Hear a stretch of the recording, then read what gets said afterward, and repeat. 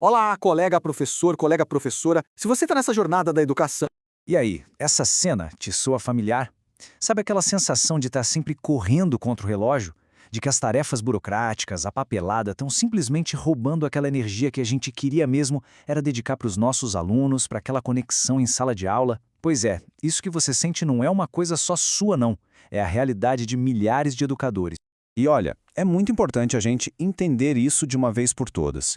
Esse esgotamento que a gente sente, isso não é um sinal de que a gente é incompetente ou desorganizado, de jeito nenhum. É um sintoma claro de um sistema que está sobrecarregado. E para provar que essa sensação não é só uma impressão, vamos dar uma olhada nos dados. Então, dá uma olhada nesse gráfico. Ele mostra o tamanho do nosso desafio de um jeito bem claro. Uma pesquisa da OCDE, a Thales, descobriu que nós, professores aqui no Brasil, passamos em média 25 horas por semana dentro da sala de aula. Sabe qual é a média dos outros países? 19 horas. São 6 horas a mais toda santa semana. E isso é só o tempo em sala. É claro que quando o nosso tempo é consumido desse jeito, a energia que a gente consegue levar para os alunos, ela também diminui. E qual é o resultado disso tudo? Bom, uma pesquisa do IPEC, feita a pedido do Todos pela Educação, traz um número que, sinceramente, é alarmante. Sente só, 71%. 71% dos professores brasileiros se sentem estressados com a sobrecarga de trabalho. Pensa nesse número. Isso não é só uma estatística, gente. É um verdadeiro grito de alerta da nossa categoria. E a coisa fica ainda mais séria. A mesma pesquisa mostra algo que eu acho que nunca tinha acontecido antes. O apoio à saúde mental se tornou uma prioridade maior, mais urgente, do que o aumento de salário. O que isso quer dizer? Quer dizer que o problema foi muito além do bolso. Ele chegou no nosso bem-estar, na nossa saúde, na nossa base. Ok, o cenário é esse. Mas e se existisse uma saída? E se a solução para essa drenagem toda de tempo e de energia já estivesse aí, ao nosso alcance? Pensa comigo. E se houvesse um jeito de pegar de volta essas horas que a burocracia rouba, de automatizar o trabalho mecânico para a gente poder finalmente focar no que é mágico? É exatamente aqui que a inteligência artificial entra na nossa história. E calma, não como uma substituta, mas sim como uma parceira. Pensa nela como se fosse a calculadora do século XXI, sabe? Uma ferramenta que veio para assumir aquele trabalho repetitivo, chato, para que a gente possa se concentrar no que realmente importa, a conexão humana com nossos alunos. A transformação é essa que a gente está vendo aí.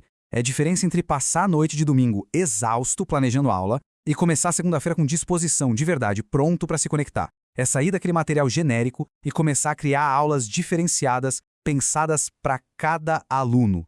No fim das contas, é trocar horas de burocracia por minutos de pura estratégia pedagógica. E vamos desmistificar isso de uma vez. A tal da IA generativa não é nenhum bicho de 7 cabeças. A melhor forma de pensar nela é como um estagiário superpoderoso. Você diz o que precisa, dá as instruções e ela cria o rascunho. Ela não substitui a sua experiência de jeito nenhum. Pelo contrário, ela potencializa o seu conhecimento, criando planos de aula, atividades, mas sempre sob o seu comando. E o impacto disso? Ele é bem concreto. A gente está falando aqui da possibilidade de recuperar até 10 horas por semana. Para um pouquinho e imagina, o que você faria com 10 horas a mais na sua semana? Mais tempo com a família? Mais tempo para descansar? Para ler um livro? Ou mais tempo para se aprofundar naquilo que só a gente, como educador, pode fazer, inspirar de verdade? Tá bom, parece ótimo, mas como é que isso funciona na prática, no dia a dia? Vamos dar uma olhada agora nas ferramentas que fazem essa promessa virar realidade. E o melhor, de um jeito super acessível e muitas vezes até de graça. Basicamente, a gente está falando de um novo kit de ferramentas para o professor.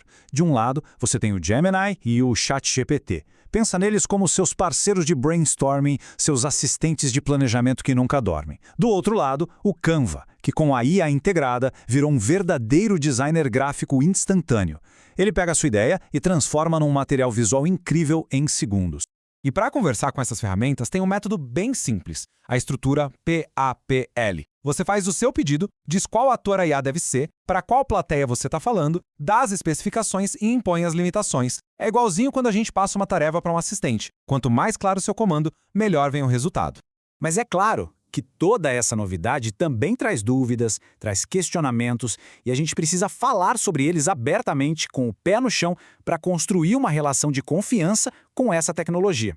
Eu sei. A maior preocupação que passa pela cabeça da gente é: e o plágio? E os erros? Como é que eu garanto que o trabalho é original? E os alunos? Não vão usar isso só para colar? E se a IA alucina, como dizem, e começa a inventar coisa, são preocupações super legítimas. Então aqui está o ponto central da questão. A solução para esses desafios não é tecnológica. Não adianta ficar correndo atrás de programa que detecta IA. Eles não funcionam direito. A verdadeira solução, a resposta definitiva, ela é pedagógica. Pensa comigo. Se um trabalho pode ser feito 100% por uma inteligência artificial, talvez o problema não seja a ferramenta, seja o trabalho que a gente está pedindo. A gente pode criar tarefas que são à prova de IA. Como? Focando no processo, pedindo reflexões pessoais, coisas que conectem com a vida do aluno e, principalmente, ensinando os alunos a usar a IA do jeito certo. No final, é isso. A IA é o estagiário, o professor, o especialista. A palavra final é sempre nossa. E com isso, a gente chega no coração de toda essa conversa. O ponto aqui não é usar a tecnologia só por usar, só porque está na moda. É sobre usar a tecnologia como um caminho de volta.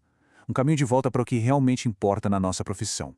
Essa ideia resume perfeitamente. O verdadeiro milagre da IA não é substituir o humano, é potencializar o humano. A gente entrega o trabalho mecânico para a tecnologia e isso libera a gente para fazer o trabalho mágico. Aquele trabalho que só um ser humano pode fazer. A conexão, a empatia, a inspiração. Isso nenhuma máquina vai fazer. E para começar, não precisa ser nada radical.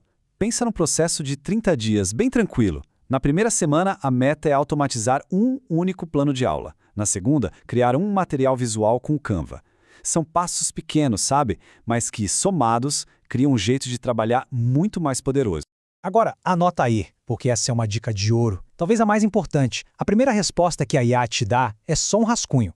É o ponto de partida. A verdadeira mágica acontece na conversa. Isso mesmo, converse com a ferramenta. Peça para ela refinar, para mudar o tom, para dar outras opções. Continue esse diálogo até o resultado ficar perfeito para a sua sala de aula. Olha, a sobrecarga que a gente sente no dia a dia, ela é real, mas ela não precisa ser o nosso destino. As ferramentas para a gente recuperar o nosso tempo e reacender o nosso impacto, elas já existem, elas estão aqui. A grande questão agora é, será que a gente está pronto para dar esse passo, para usar essas ferramentas e com isso redescobrir a alegria que mora lá no coração da nossa vocação de ensinar?